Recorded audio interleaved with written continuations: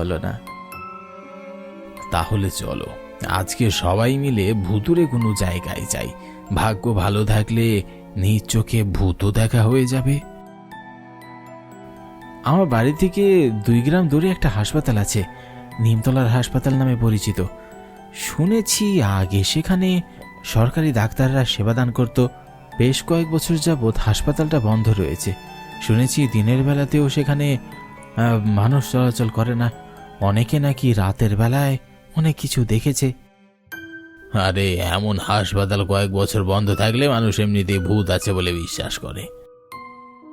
এসব নিয়ে মজা করা উচিত নয়। তোরা কখনো এক্সপেরিয়েন্স করিসনি, তাই তোরা জানিস না।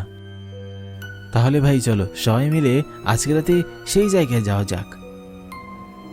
ঠিক আছে, তাই হোক তবে। রাতে খাওয়া শেষ করে সবাই যখন ঘুমিয়ে পড়ল